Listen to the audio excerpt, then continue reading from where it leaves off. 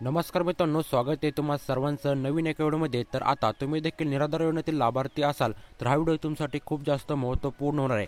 कारण की आता निराधार योजनेमध्ये 1 मार्चपासून काही अतिशय महत्त्वपूर्ण बदल होणार आहेत, जे की जाणून घेणे तुमच्यासाठी अतिशय महत्त्वपूर्ण आहेत। तर कोणते ते बदल आहेत ते जाणून घेण्यापूर्वी तुम्ही जर आपल्या चॅनलवरती पहिल्यांदा असाल तर आपल्या चॅनलला सबस्क्राईब करून आपले व्हिडिओ देखील लाईक करून ठेवायचे आहे। चला या ठिकाणी तुमचा जास्त वेळ न घेता कोणते ते महत्त्वपूर्ण बदल होणार ते जाणून घेऊयात। चला तर व्हिडिओ सुरू करूयात। तर मित्रांनो, मार्चमध्ये होणारा सर्वात महत्त्वपूर्ण बदल म्हणजे आता तुम्हाला मार्च महिन्याच्या 10 तारखेपासून 21 रुपये पेन्शन वाढ झाल्याचे दिसणार आहे। ते कसे काय तर ते पहा।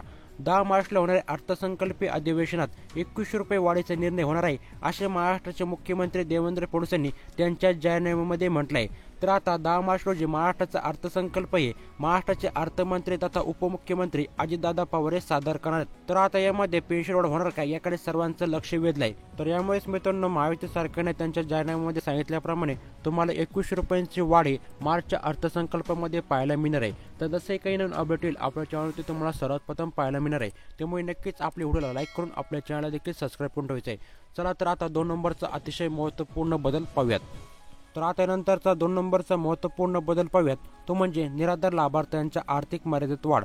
म्हणजेच आता निराधार योजनेच्या लाभार्थ्यांच्या आर्थिक मर्यादेत वाढ करण्यात आली, त्यामुळेच आता इतर लाभार्थ्यांना देखील याचा फायदा होणार आहे। तो कसा काय तर या अगोदर संजय गांधी निराधार योजनेतील लाभार्थी किंवा निराधार योजनेतील कोणताही लाभार्थी असो ज्यांचं वार्षिक उत्पन्न 21,000 रुपये होतं त्यांनाच या निराधार योजनेचा लाभ दिला जात होता। परंतु आता आर्थिक मर्यादेमध्ये वाढ करण्यात आल्यामुळे इतर लाभार्थ्यांना देखील याचा फायदा होणार आहे। ज्यांचं वार्षिक उत्पन्न जास्त आहे त्यांना देखील आता निराधार योजनेचा लाभ होणार आहे। तर आता या ठिकाणी आर्थिक उत्पन्नामध्ये किती वाढ करण्यात आली ते पाहूयात।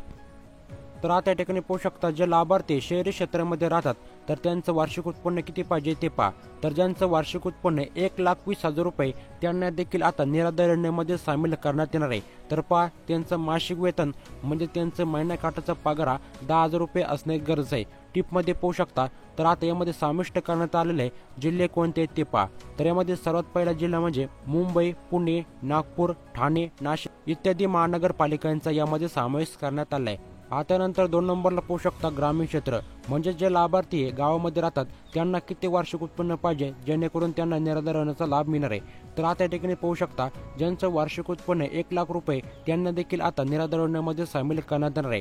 म्हणजे ज्यांचं महिन्याकाठचा पगार 8,333 एवढा प्रति महिना आहे त्यांना आता निराधार योजनेमध्ये सामील करण्यात येणार आहे। या ठिकाणी तुम्ही पाहू शकता, ग्रामपंचायत तालुका या जिल्ह्यातील सर्व लाभार्थ्यांना आता निराधार योजनेमध्ये सामील करण्यात येणार आहे। तर अशा काही प्रकारे महत्त्वपूर्ण बदल आता तुम्हाला 1 मार्चपासून पाहायला मिळणार आहे। त्यानंतर पाहूया 3 नंबरचा महत्त्वपूर्ण बदल। तर आता नंतरचा 3 नंबरचा महत्त्वपूर्ण बदल म्हणजे आता निराधार योजनेतील लाभार्थ्यांना 5 वर्षातून एकदाच उत्पन्नाचा दाखला हा जमा करावा लागणार आहे। तो कसा काय आणि कोणते लाभार्थी असणार आहे ते पहा। तर पहा, संजय गांधी निराधार योजना, त्याचबरोबर स्वावलंबी निवृत्तीवेतन योजनेतील लाभार्थी म्हणजे जे लाभार्थी 50 वर्ष पुढे आहेत त्या लाभार्थ्यांना आता 5 वर्षातून एकदाच उत्पन्नाचा दाखला तहसील कार्यालयामध्ये जमा करावा लागणार आहे। त्यांना आता कोणत्याही प्रकारची काळजी करायची गरज नाही, त्यांना फक्त आता 5 वर्षातून एकदाच उत्पन्नाचा दाखला द्यायचा आहे। या अगोदर तुम्हाला दरवर्षी उत्पन्नाचा दाखला जमा करावा लागत होता, परंतु जे लाभार्थी 50 वर्ष पुढले त्यांना आता 5 वर्षातून एकदाच उत्पन्नाचा दाखला जमा करावा लागणार आहे। तर अतिशय महत्त्वपूर्ण असा बदल तुम्हाला 1 मार्चपासून पाहायला मिळणार आहे। यानंतर पाहूया 4 नंबरचा महत्त्वपूर्ण बदल। तर आता नंतर 4 नंबरचा महत्त्वपूर्ण बदल जो की तुम्ही दर महिन्याला ऐकताय, परंतु आता याचा निर्णय तुम्हाला 1 मार्चपासून पाहायला मिळणार आहे। तो म्हणजे लाभार्थ्यांना आता प्रत्येक महिन्याला वेळेवरती पेन्शन मिळण्यासाठी आता प्रत्येक महिन्याची 5 तारीख ही निश्चित केली जाणार आहे। यामुळे आता संजय गांधी निराधार योजनेतील 15,97,116 लाभार्थ्यांना, तर स्वावलंबी सेवाराज्य निवृत्तीवेतन योजनेतील 29,62,015 असे एकूण 45,59,131 लाभार्थ्यांना याचा मोठा फायदा होणार आहे। म्हणजेच आता तुम्हाला डीबीटी झाल्यापासून दर महिन्याच्या 5 तारखेला निराधार योजनेची पेन्शन तुमच्या बँक खात्यावरती आता जमा केली जाणार आहे आणि याचा निर्णय तुम्हाला 1 मार्चपासून पाहायला मिळू शकतो।